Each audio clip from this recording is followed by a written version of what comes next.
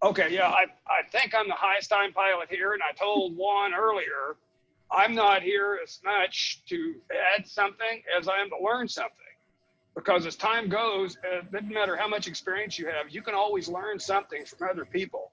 And the minute you think you know it all and you quit learning, that's you've become a dangerous pilot.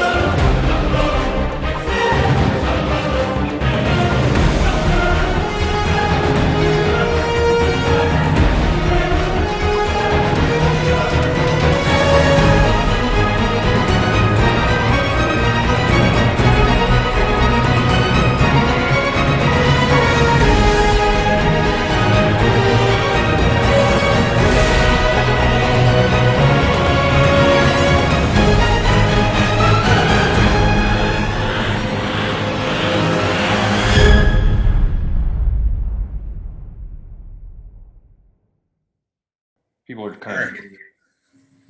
they're registering and joining at the same time now, so they'll just be popping in here. Yeah, we're just going to hang out just for a couple minutes, fellas, until everybody joins. Because we have 8 or 9, 10 people. I'm trying to speak. I kind of get stepped on in the background noise. So, what's up, Eric? Oh, Eric's playing games.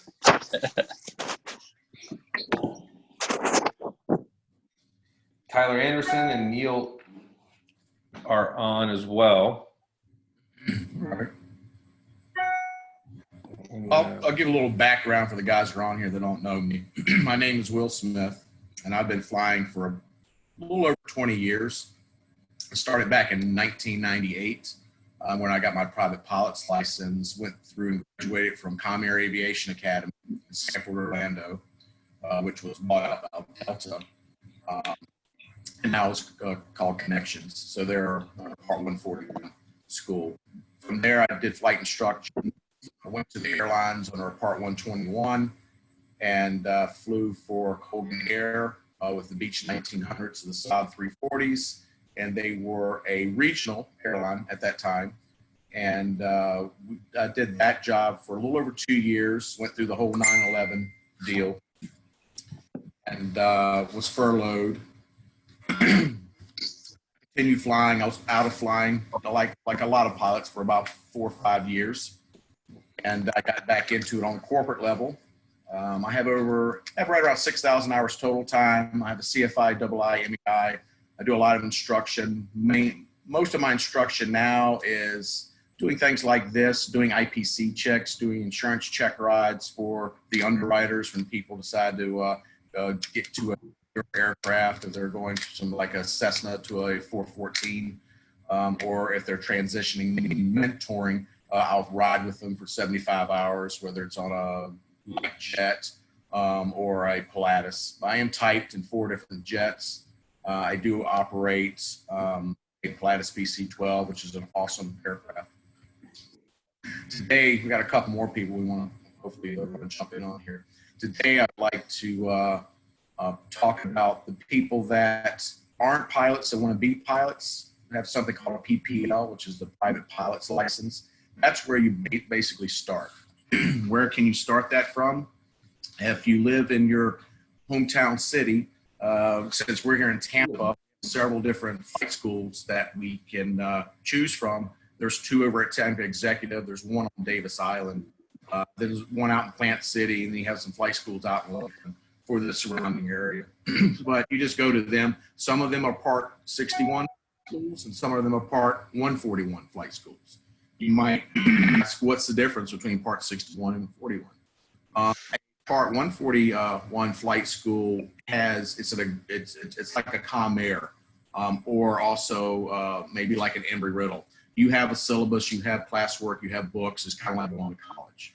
Part 61 is just, pay as you go. You do it at your leisure whenever you want to show up. You're not held accountable to a calendar. in a certain period of time of getting things done. So sometimes when the people do the Part 61, these are the pilots or the students that are training, and they can't because they're working during the week, and they'll go on the weekend and fly Saturday and Sunday. The 141 is full-time, like you're enrolled into college, because you're there 5 or 6 days a week. You have scheduled ground lessons you have to go to. It's a more intense training. So that's totally up to you as a student what you want to do. The first certificate that you'll get is private pilot's license. From that, you'll get ratings. There's different licenses and there's different ratings. You have your private pilot license, you have your commercial license, and then you have something called an ATP license, which is the airline transport pilot's license. And that's something you get if you're going to fly a heavy jet or a jet in general with 2 crew for a charter company or the airlines. And in order to act as PIC, you have to have an ATP with the ratings of multi-engine, which most jets are, and instrument rating. So the type ratings are the aircrafts like a Boeing 737, 757, 767, and then it goes all the way down to the VLJs, like a couple I fly, like the Phenom 100, the Mustang, and those are single pilot type ratings that you'll have put onto your license. So I have a single pilot type rating for 2 VLJs, the Phenom and the Citation Mustang, on my ATP multi-engine license. So that's the gist of the steps you have to take. How long does it take to get your pilot's license and fly and actually start making some money? There's 2 different avenues that you can take by doing this. The one I did is I graduated from the academy, went straight into instruction. That's the quickest way you're going to make money. Flight instructors can make anywhere from $25 to $75 an hour, depending on their level of experience that they bring to the table. There's other people that don't want to do flight instructing. That's all right, but it's going to take you a lot longer to get to your 1,500 hours. Sorry, my dogs are scanning around. To get to your 1,500 hours to take your ATP. Now, to get your ATP written out of the way, the FAA now requires us to go to a 141 academy and take a class. If you go straight through the airlines, they have some exceptions. If you go through a 141 school, they do have some exceptions for you guys to where you don't have to have the full 1,500 hours. And most of the airlines will pay for that training, because that's about, I want to say it's around 10 grand for that class that you have to go through for the 141. What does this cost altogether? If you're going from, doing your discovery flight to get through your CFIs to where you start making some money, you can spend realistically in this industry to get all the way up through your CFIs about $100,000. Now that of course depends on you and how well you adapt to flying. Being a pilot it's something that it's in your blood. You either are a pilot or you're not a pilot. There's a lot of people out there I've flown with that are really awesome pilots and great students. And then there's some people out there that sometimes as an instructor, I have to say, you know what, maybe this is not for you, because it's a eye-hand coordination thing to where you have the skill set or you don't. So, and that's something that, you'll know, and your instructor will know within the first 5 hours. So from that, aviation is full of acronyms. And it's kind of funny because we talk a lot about acronyms when we're talking back and forth our pilot jargon, and people will laugh at us, or maybe the wife or the girlfriend goes, what are they talking about? But it is full of acronyms. So with the acronyms, we have things like PPL, private pilot's license that I spoke about. Hey, John, I just saw you're on there.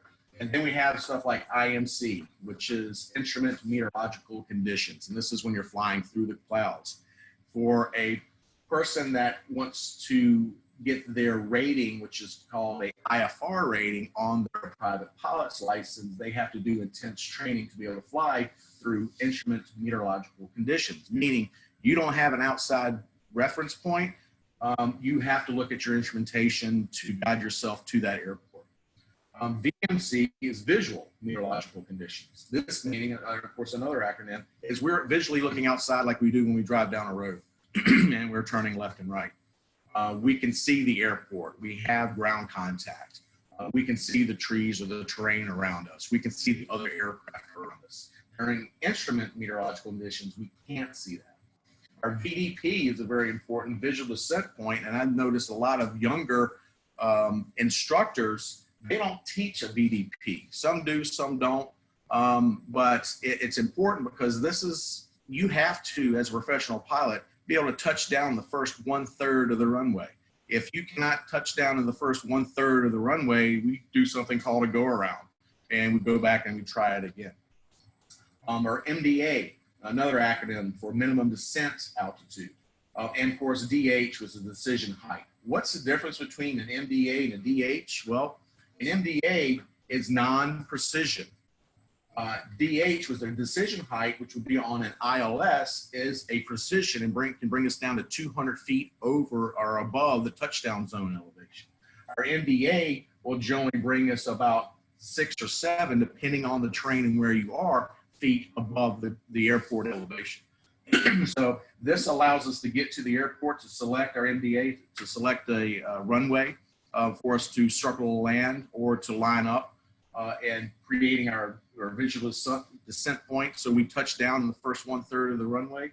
Or the DH, our decision height, that's generally going to be found on a precision, which will take us right down the center line. And hopefully we break out of the clouds 200 feet above the touchdown zone elevation or whatever our DH is.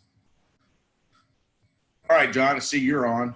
You'd like to add to some of this DH and VDP and all that good stuff, and tell the group a little bit about who you are and your experience and all that. All right, guys. Hey, good evening. My name is John, and I'm a pilot for Delta Airlines. Been flying for Delta for about 12 years. Have about 14,000 hours and type rated about six different aircraft. So, but pretty much what Will said is pretty much right on. A lot of this, IFR flying is meat and bones of what we do in the real world. So I think, Will, you pretty much hit everything, on there. Well, the different things that or topics that we were going to talk about were, and I don't know if Tyler and these other guys, Neil, that are on there are pilots or they're wanting to be a pilot, but I kind of went over with them on the steps they needed to take and what you want to do with that pilot's license. Because some guys don't want to do it for a career. Some people might just want to do it because their company will pay the expense for them to, instead of driving to their appointments, they fly to their appointments. With that said, Will, yes. Real quick, sorry to interrupt. I know Stacy is a pilot. There's Ron Hall's a pilot. Yep. Tyler's a pilot. And Neil, I'm not sure if you're a pilot or not, if you can let us know. No. Yeah, this is Neil. I'm a pilot. I'm private, but I only fly for fun, so I'm 300 something hours. Awesome. Perfect. All right. Well, perfect. There we go. So everybody, is that Tyler? Who's that down there? Yeah. Hey, what's up, Tyler? Hey, it's 1 in the morning for me right now. I might not make it very long. Yeah. Don't be a wussy. So I think everybody in, Will, is probably right where you were talking about. There's private pilots, there's your ATP guys that are in here, and then I think a lot of that stuff that we discussed earlier about IMC, VMC into IMC and all that would probably be a good place to start. All right, so for you guys that are private pilots and not ATP guys that are flying for the airlines, one of the number one causes of aviation incidents or accidents are people transitioning from a visual meteorological condition to an instrument meteorological condition. And they will tend to get a bit euphoric because your mind is telling you something different than the instruments are telling you. And you might feel like you're flying straight and level. You might feel like you're going too fast. And this is where the accidents occur. So for the younger pilots out there that maybe only have 300 or 400 hours flying around, you probably don't have a whole lot of actual time. And that's, something that's really important. And we simulate this when we put our hood on or our foggles on or things of that nature to simulate the IMC. And it's really, it's kind of me, I think it's kind of a laugh because you can still cheat by looking under the goggles or the foggles, and you can still get some type of outside reference point when you're flying that's your straight level. So with that said, when we're transitioning and let's say it's VFR on top and we're above the clouds, we have our instruments and we're getting everything set up. When you have autopilot, it makes things a whole lot easier. But at the same time, you have to be very careful that you don't autopilot into the ground or into the side of a mountain. So I've taught classes on flying in mountainous terrains. I flew in a King Air for Colgan up in the Northeast corridor at wintertime at night with nor'easters going on. And believe me, and they didn't have any autopilot on these Beech 1900s for Colgan. And that's where I cut my teeth in aviation. I had 600 hours flying into doing the Pico Peak approach into Vermont, which is basically a fishbowl approach. You cross the peak, you have to slam dunk it down, and hopefully when you're stopped, everything's said and done, you're actually on the runway. So, but with no autopilot. So by the more opportunity that you have to kind of fly in the actual, and I don't want to say opportunity, you should always have a safety pilot doing this at first. You should always have personal minimums doing this at first. That it's something, an experience that you will need to gain by flying in actual conditions. This does not mean go up in the summertime in the middle of a level 5 thunderstorm, because then you'll take an elevator ride to 40,000 feet. So it's just during the winter time, when the ceilings are maybe 2,000 feet, if that's your personal minimum, and say, hey, just because I got my instrument rating put on my private pilot's license or commercial pilot license, this does not mean I have the experience and skill set that it takes to shoot an approach through a cloud layer down to 200 feet, which is your decision height or your decision altitude, and land the plane on the runway. Hey, Will, can you expand a little bit on personal minimums Yes. and how everybody should probably have some? Correct. When let's talk about that. It's a good topic. What's up, Josh Anderson? Personal minimums with my students, when I'm training them and they go and they pass their IFR check ride, I say to them, you need to set a minimum for yourself. What do you feel comfortable with? That minimum could be very much, I'm not going to fly anywhere if IFR right now. I'll do marginal VFR. So this way I can get through the clouds. Once I get through that 2,000 or 3,000 layer deck, I break out, 2,000 foot ceilings, and then I can find my way around. I have some type of ground contact. And then as you get more proficient and more your comfort level increases, then you decrease those minimums. Now we know what our instrument flying is based more on visibility and less on your ceilings. So that's what really determines, if it's IFR, marginal VFR, VFR, or very low IFR.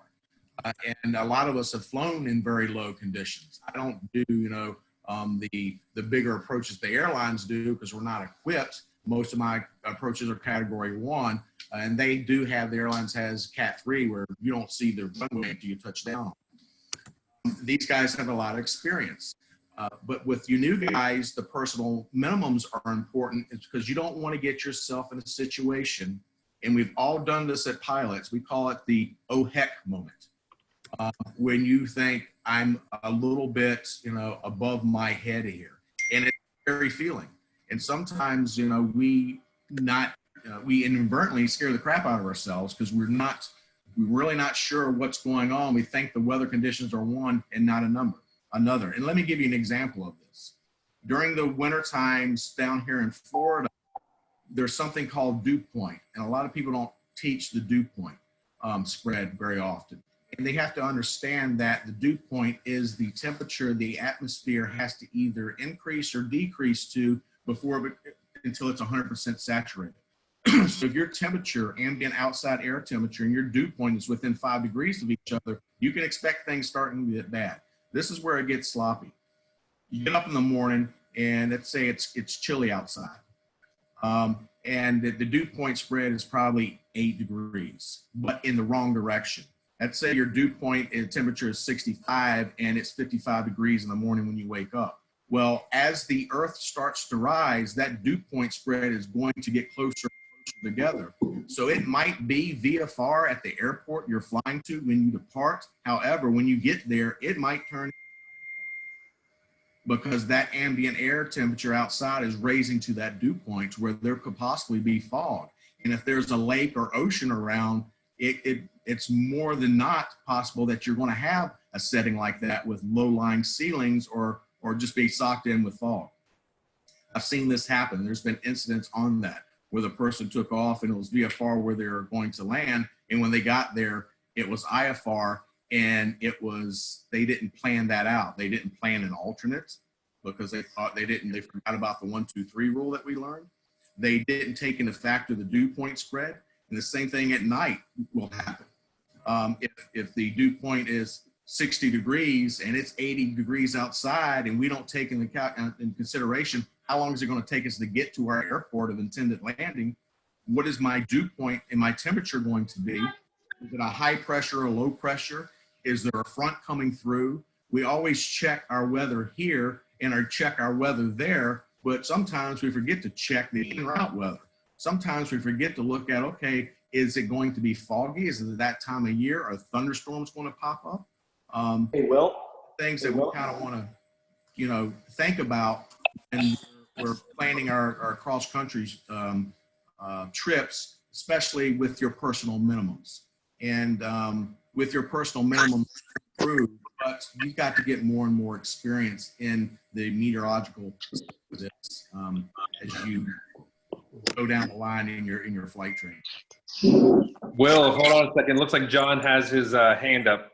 He wants to talk to you. So Will, in your opinion, since we're all Florida-based pilots and we're actively going for our IFR ratings, in your opinion, what do you think is the largest threat to us lower time pilots learning to, flying in this, like, would you say thunderstorms? Would you say fog? Would you say, what is the largest threat that, in your opinion, for general aviation in Florida?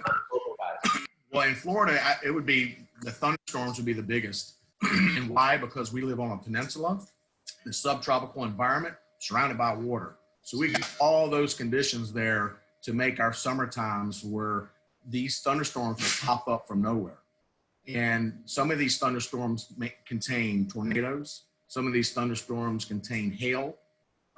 We had that first Pilatus incident about 4 years ago over Daytona that unfortunately went down because the guy was too close to the supercell that was building, and it was one of the things that caused the aircraft to lose control and break apart. Drafts and downdrafts, especially when we're looking at big thunderstorms and we have something called microbursts. And a lot of people will want to scud run underneath a thunderstorm and not knowing when that thunderstorm is going to release all its energy. And if you get under one of those, it's like getting, kind of squashed because all that force above you is now being released in that microburst, and you put a little 172 or a Cherokee into the ground real quick. I suggest scud running underneath any type of thunderstorm. The able top will give it away, miles and miles away, and we want to stay at least. I always say 5 miles from the cell. Lightning can strike 100 miles away from a cell it can be completely clear and blue outside. So that's how, and then the hail, of course, can go 2 to 3 miles out if it's a huge storm. Hey, Will, real quick, we just got a couple more people that joined in. Joe Harris is here. Josh Anderson, we see him down there. I saw Keith Walker and Lucas Dudek. And just a heads up, guys, if you have any questions as we're going through this, or if there's something that you want Will to and John to elaborate on, please be sure to go ahead and just chime on in. I have everybody kind of muted, so you have to unmute yourself before you start talking. That's going to do a Q&A, because it's easier for me to answer questions than randomly talk about something somebody might not be interested in or So let's kind of, give everyone a chance. Just let's ask John and I a question. John, and he's an airline pilot, so we've got a lot of experience here, and we'd like to share that with everybody in the group so they can learn, from our experience. I think we got Ron over there that said I needed to double up my limits so I can get his hours in. So I think Ron's pushing 30,000 hours over there somewhere. But there's Josh. Hey, Josh. So if you guys have any questions that you want, something that you, I don't know, been meaning to ask or didn't want to put in a Facebook group because everybody is going to blast you for asking it because that's what they do in those groups for whatever reason. But just feel free to ask, and I know Will and John will be happy to answer it. So who wants to go first? Not all at one time. All right. Anybody have any questions about private pilots, instruments, getting your commercial license, getting your CFIs, using your pilot's license for something that could be beneficial? Yeah, I got one for you. I've done a lot of adventures together, and with Eric and Ron to the Bahamas. There's tons of ways that you can dedicate your time. There's even, I believe, for dogs and cats being, adopted, moving them, giving your time to do that as a pilot. So there's a lot of different. Eric's got a question. Go ahead. Yeah, can you hear me? Do you know anybody that can teach spins? Because a lot of people I talk to have done it, but I don't feel like they have enough experience to be teaching it because they haven't done it in 6 months or a year or longer. Is there somebody that does spins regularly that teaches that kind of thing? Yes, there's one guy that loves to do spin training and recovery. His name is Chuck Norris. Yep. He does. Oh, yeah, that's his name. When I worked with him, it was Will Smith and Chuck Norris. We were the flight instructors when this school started. And okay.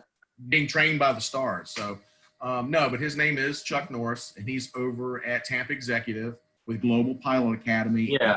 Loves doing it. He goes up and does spins just because he just loves the feel of doing spins. Is a turning stall the same as a spin? No, it's not. Okay. All right. Have to be turning Spin. stalls for commercial? So I believe, pardon me if I'm wrong, but I think the spin endorsement is required for your CFI only. It's not required for any other PTS or ACS standards. So it's just for your CFI, and you just need to show an endorsement. Well, does a turning stall turn into a spin? So that's why I'm asking, shouldn't I learn how to do spins if I'm going to be doing turning stalls? Well, I agree. I think that obviously, in the spin, one wing is stalled and one's not. That causes that auto rotation, right? So for you to be in a stall or for you to be in a spin, you have to be in a stall, correct? Yes. So It has to happen first. Yes. Therefore, you have to. To talk a little bit about the spin, the stall starts at the wing tip and moves all the way to the root. So when that happens, depending on what wing stalls first is going to be the direction of your spin. Now, we do departure stall awareness, and when I go to do my simulator training, which is a turn, we're climbing, we're turning, and put it into the stick shaker goes off, and then we have to recover from that. So it's not a full on stall. But yet the only time that you would really need to do or worry about that is one, if you want to do aerobatic training, because technically when you're in a spin, you're not an aerobatic pilot, because everything that the plane is doing goes beyond what is meant for that aircraft to do. The only plane that I am aware of that's non-aerobatic is the 152 for spin recovery. People do it in the 172. Which is, depending on the age of that 172, some of them can do spins. Majority of the planes, like 172s, you can't. It's not certified for that. But it is something that you only need to do. John's correct in that is for your initial CFI. Now, if you want to become an aerobatic pilot, then you can do all kinds of spins, snap rolls, hammerheads, and have fun with that.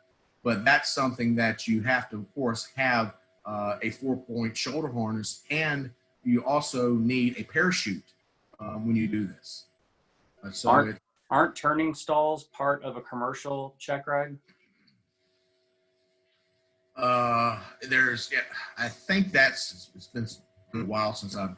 Turning stalls are they were part of the commercial check ride when I did mine, but do you guys, he mentioned turning stalls. You want to tell him the difference? Between a turning stall and a spin? Mm-hmm. Well, the turning stall is when you're climbing or you're descending and you're in a turn, and one wing stalls prior to the full stall. And then the spin is a full stall where one wing is producing lift, the other wing is not producing lift, and that's what creates the spin. So if you're climbing and turning and you get, you'll get that partial stall, and then the nose comes back over. But once you're in the spin, you're heading towards the ground. I'll use my little Phenom jet here. Once you're in the spin, you're like this, and the aircraft is rotating around it, and you have to use opposite rudder to deflect that, and ailerons neutral to be able to pull back out that stall or that spin. The stall is we're climbing like this, we're turning, we get the stalls or the stick shaker, we push the nose forward. We don't actually go into the spin. So can the prelude to the spin be the turning stall? Yes, it can. But this is a prefix before that happens, or a prelude to that before that happens. So once we get that stall, maybe the nose drops, maybe it doesn't. You're still creating some lift, but you're not in a nose down configuration in a full spin. That's the difference between the two. Okay. If that makes any sense. Okay, can I add something there? Let's see. Yes, Ron, please. Ron, please. Okay, yeah, I think you might be getting, Eric, too. The turning stall is also part of the approach to landing stall. It's a common accident which happens with pilots of all hours, from high time, low time, turning from base leg to final.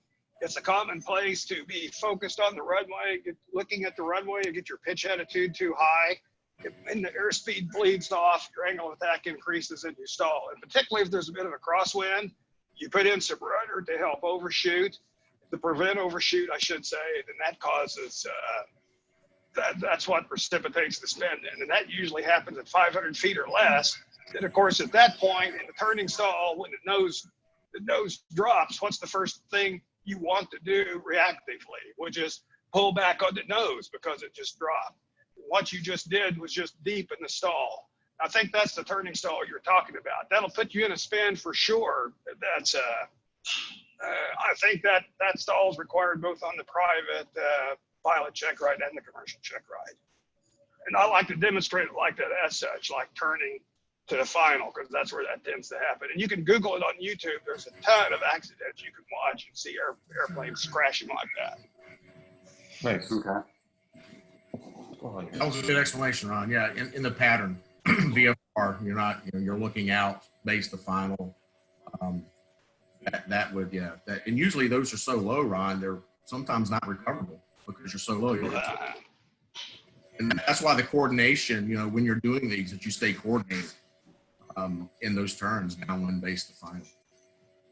Hey, Will, do you suggest private pilots to, just punch through the clouds when they're up there shooting around just to see what it feels like? No. Okay. It's illegal. Remember the regulations. When you're flying VFR, you have regulations in Bravo airspace, Charlie airspace, Echo airspace, your cloud clearance and visibility. So no, you can't just punch through the clouds because now you're breaking a reg. Hey, there's a good question too. This has actually just happened to me. And actually I posted a video today on the website. I went out just to go fly my airplane to put some time on it. And while I was cruising around, the marine layer moved in. So I'm coming back to Albert Whitted, and I'm kind of like on top of the cloud. So maybe talk a little about if you're a private pilot, VFR only. What do you do then? Well, if you're private pilot, VFR only, you're on top of the clouds, and you don't have an instrument rating, then you need to. It's Well, a little bit. what you technically can do, Ron. I mean, if it was easy for me, I just called Tampa Approach and got an IFR descent. But Can't you call in for a special VFR? Well, you have to be instrument rated for that stuff. Right. once you're on top, yeah, it's difficult. I say once you're on top. I mean, the only way that you could punch through those clouds to get through there is declare an emergency, because then the regulations are out the window and you covered your butt to get through the cloud layer. You know, I'm not going to advocate and say, yeah, it's okay to descend through if you're not instrument rated, but you have the skill set to do it, because it is illegal, because you're busting a reg. So I'm not going to say, hey, does it happen? Yeah, it happens. Do you tell ATC when they ask you what is your outside condition? You're like, VFR, you know. So, but you can find when you're flying over cloud layers, sometimes there's a little hole that you can descend through. So you're still maintaining VFR. Because you can see the ground, and you can, you know, it's not always 100% overcast everywhere. So there are certain things that you can do, but if you're at the stage of you're the 100-hour pilot that's flying around, you need to be aware of where you're flying around and where you're going and what the weather conditions are. And like I said, that dew point thing, you know, because then the clouds can appear.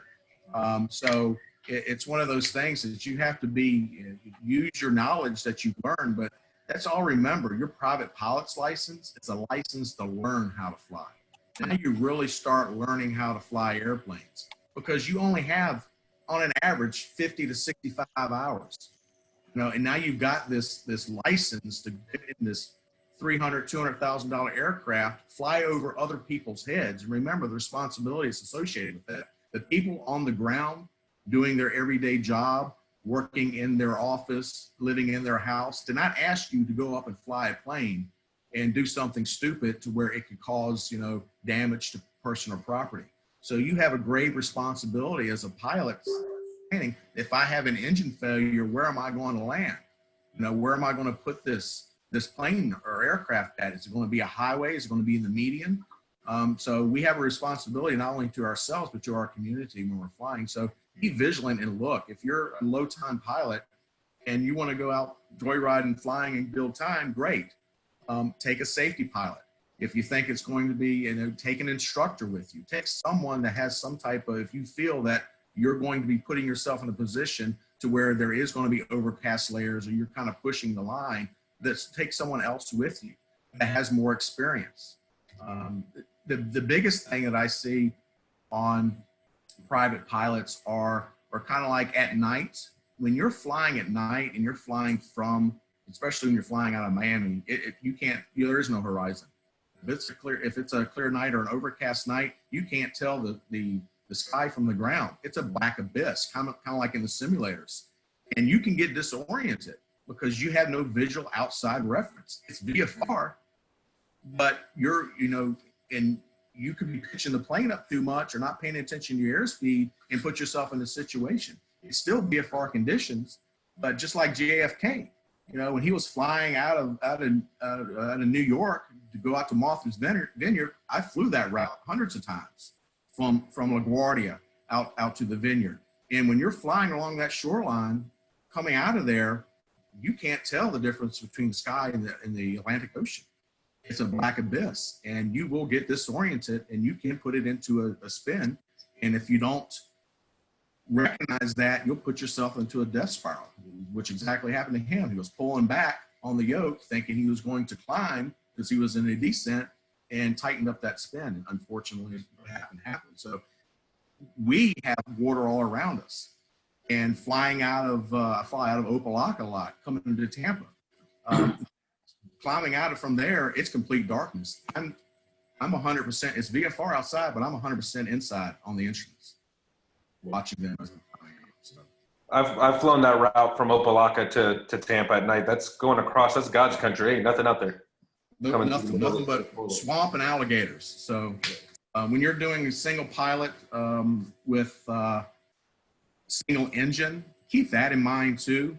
If you're flying from here down to Miami or Opelika, if you have an engine out, make sure there's some type of road or somewhere you can land, because you don't want to give yourself where you're too low. And they do this a lot. Miami does this all the time. Brings me down to 1,200 feet in the Pilatus, and I'm still 30 miles from the airport. I mean, the Pilatus has got a great glide ratio, but if I was to lose an engine, I have nowhere to go. I'm looking around for all the little side roads and dirt roads somewhere. If I had to put, that's what's going through my head. If I have an engine failure right now, where am I putting this bird down at?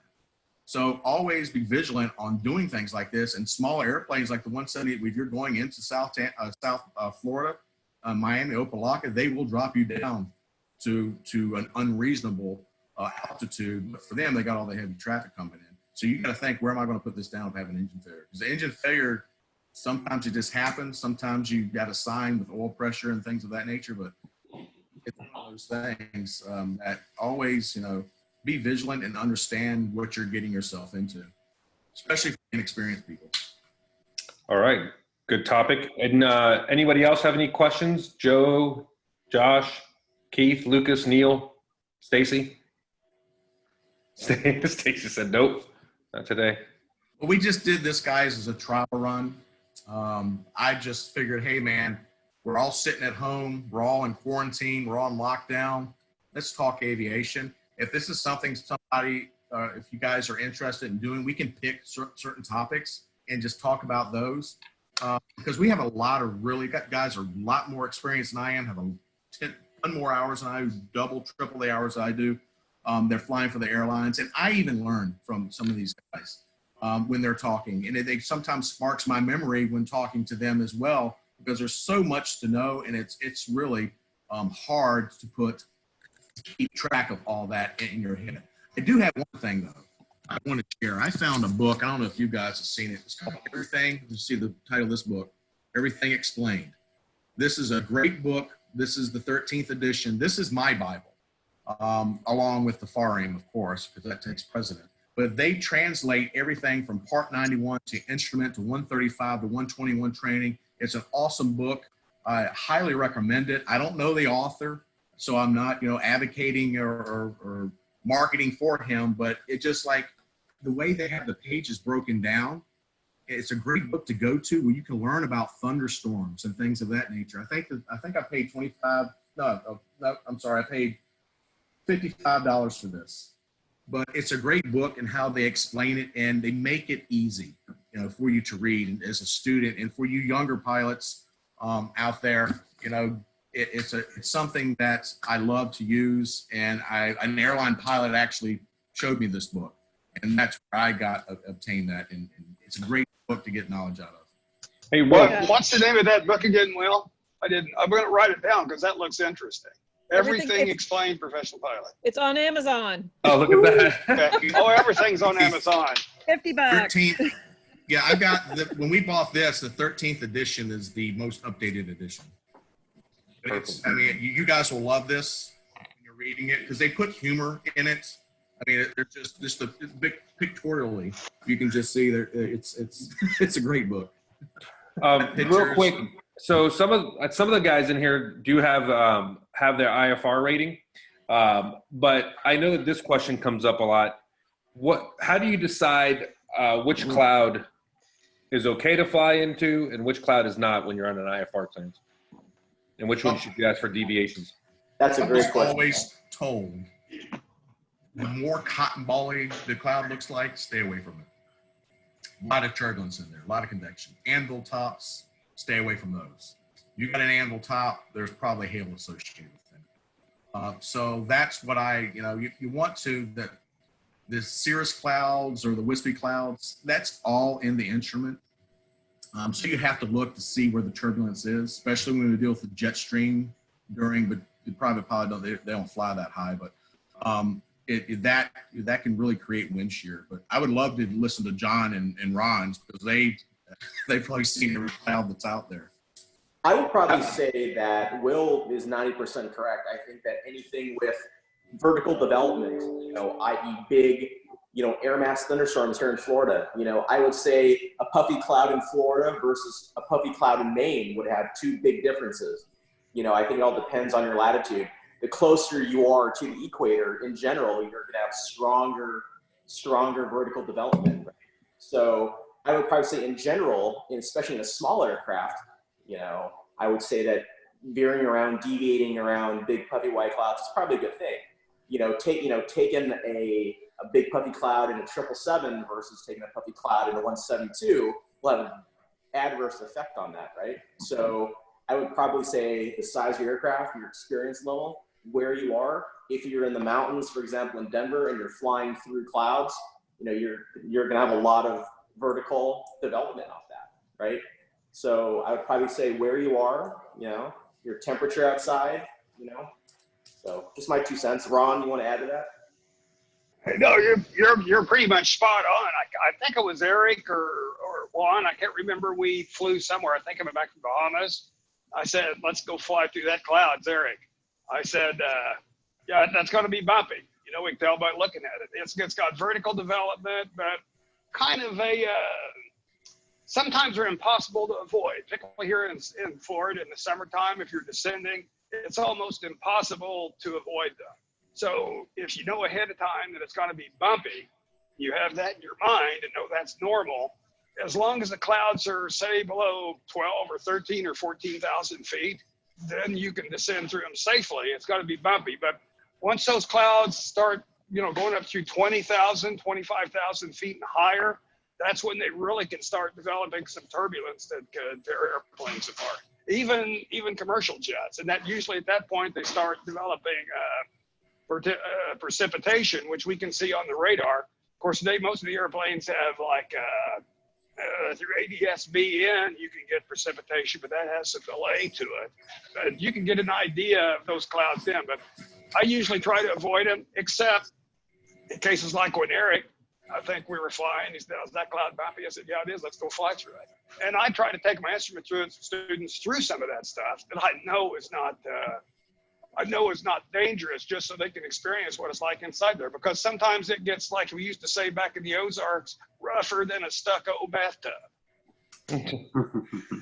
Guys, and one thing I want to add also is, air traffic control is your friend. If you're on an IFR or even VFR clearance, let them do the work for you. If they say Cessna 12345, flight heading 350, and that cloud's going to be bumpy, say unable. Straight up unable, and let them work it out for you. Don't take a vector clearance just because ATC wants you. If they say fly heading 350 and that's going to be bumpy or that's a thunderstorm, say unable, give me something else. It's your job as PIC to fly the airplane, not them. So I would say a lot of students will get trapped in this hole where they have to fly the airplane, pretty much what ATC says. So in my opinion, if it's unable or unsafe, just tell them I can't do it. Make ATC work for you. That's just my 2 cents. And I'll tell you, there's a big difference between when I was doing my instrument and when I finally got it down, I thought I was awesome. I was nailing the approaches. Everything was fine under the hood. It's beautiful, clear weather, and I'm under the hood. And the first time that I went out on my own, and then decided to descend through a cloud on approach, that's a whole different ballgame. that cloud sucked in, it got dark in the cockpit, and next thing you know, we're bouncing around. It didn't feel like a summer day, clear summer day in Florida, so it was absolutely nuts. So I definitely suggest someone that's more experienced through some actual IMC. How fast can You remember when we flew through the tropical storm? I took you out and got some actual. You got a video of that, so yeah. We got to go mist. We did the whole thing. Come back around. So that's Go ahead, Josh. That's the fun stuff you want to do, right? Josh, I might just add there too, right quick, that actually instrument flying, the hardest thing about instrument flying, I think, is not just learning how to fly the approaches, how to keep control of the aircraft. The hardest part about instrument flying is actual weather flying, because you really have to understand the weather and what's happening and what's going to happen to make the flight a success. And part of that's understanding weather and studying weather and weather patterns and starting, even when I go to work flying the airline, I started out watching the Weather Channel or something while I'm getting ready in a hotel. I can pretty much plan my whole day just by watching the Weather Channel, knowing what I'm going to have to expect the rest of the day and maybe where there's going to be issues or not issues. And if I see a big H over every place I'm going to be that day, I start thinking about what I'm going to eat on the layover. So you can kind of start your planning from that and actually just fly the weather. Weather flying can be the most difficult. Josh, you were asking a question? No, I was just teasing. I was saying, so I guess I shouldn't try to outclimb a cloud in the 172. It's probably not a good. You can outclimb a stratus cloud. Yeah, I know. Just having a little fun. Nice. Does anybody have another question or another topic that you want Will to put something together on for a next? Maybe we'll try to do this once a week or every other week or however, as long as we got some participation. Because if not, it's just like me and Eric, Will, and Ron and John talking to each other again. Bunch of dudes talking about flying. Does anybody have a topic that they would like Will to expand on? Maybe a topic for Eric. Maybe talk about students that eat chili and hot dogs before you go up and do spins. Oh, sure. Yeah. That's a good topic. I did do my spin training with Chuck, and he does enjoy that eerily. Well, if the instructor enjoys it, he has got confidence in it because he's done so much. And that's if you want to do spin training, but you don't have to unless you're with the CFI. But go with someone like that, because I tell you, I don't like doing spin training. All right, I don't like teaching it. I don't like doing it, but that's just me because you're putting us in a bad situation. Neil had sent a message. More on weather would be nice. So we can either talk a little bit more on weather, or maybe develop a plan for the next one and discuss more aviation weather. If you want to do that, Will. Yeah, let's do that. Let's plan on do weather. We'll talk because weather is when you're getting your rating, that is the hardest rating. I mean, that's the hardest check ride you'll take. And when I do my IPCs, it's like kind of pretty much now because of the new rules and regulations, it's the check ride all over again, IPC.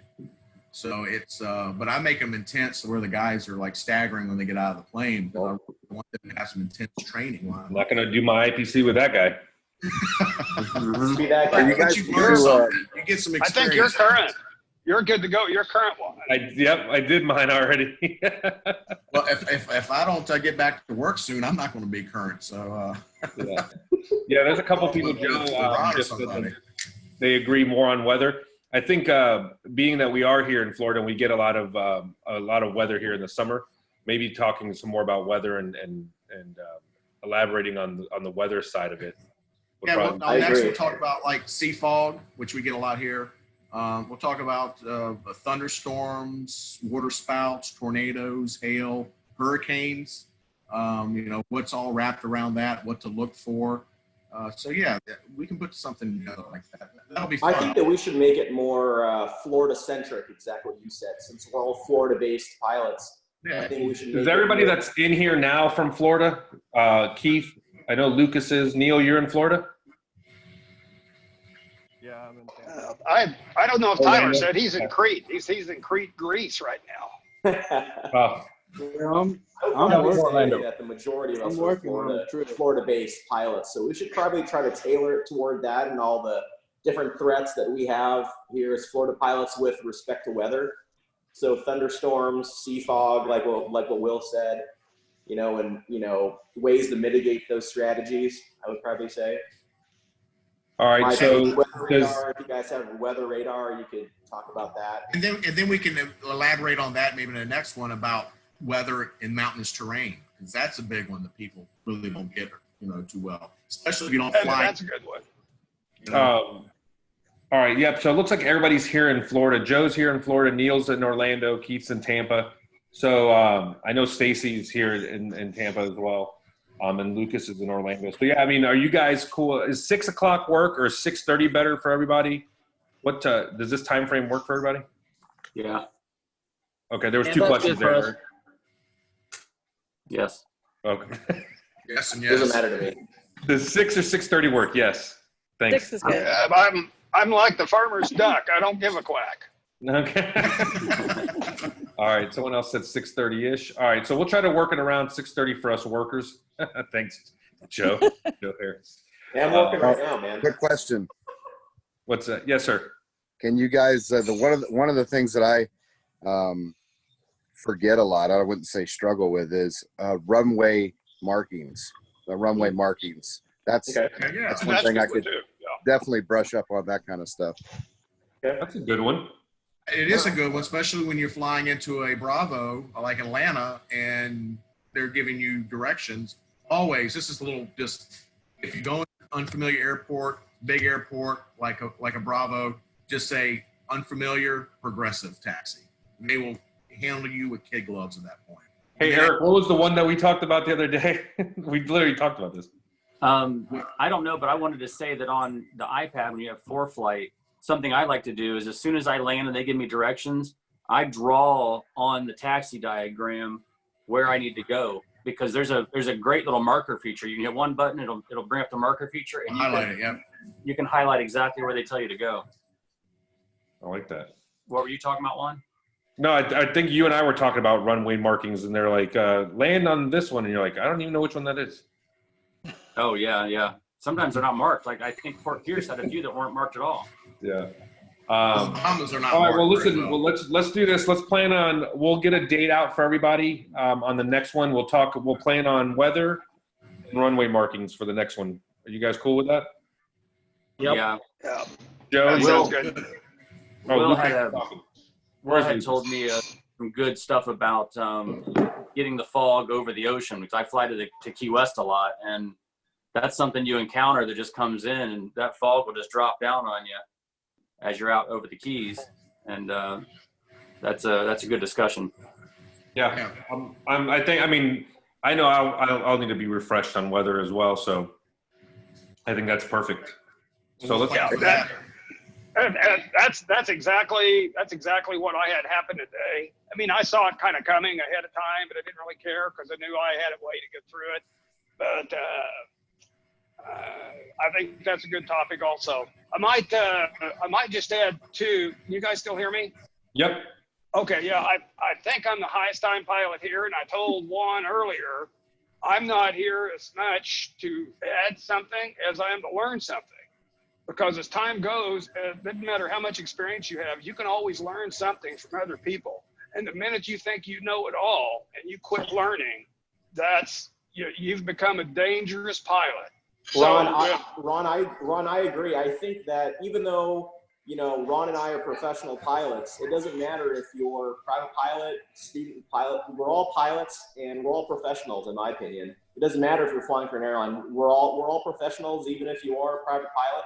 I think just like with anything, you have to keep up with your craft, i.e., always studying, always keeping in the books. It sounds dorky for me, but every time that I'm on a trip, I'll go and, just pull out my manual and read something on the hydraulic system or something on the flight control system. Just always keeping your head in the books. I think that keeps you pretty good as a professional pilot. And like I said, it doesn't matter if you're a private pilot or instrument or whatever level you are. You got to keep up with your craft. So you got to keep in the books. So yeah. I agree. Exactly. There's actually on YouTube, I think it's an AOPA, channel that it's like, it's accidents. You can probably search it and find it, but it's like aircraft accidents, AOPA safety. And I love to watch those things because I like to watch other people's accidents and see what they did wrong, because that might save my bacon in the future. So anyhow. Yeah, I think I do that with my students as well. If we're flying 172, I'll have them go and pull out all the 172 accidents so they can learn from the mistakes that were made. Or if it's a new plane for an insurance check, like a 414, I'll pull the NTSB reports on all 414s and say, hey, learn this aircraft because this is what can happen.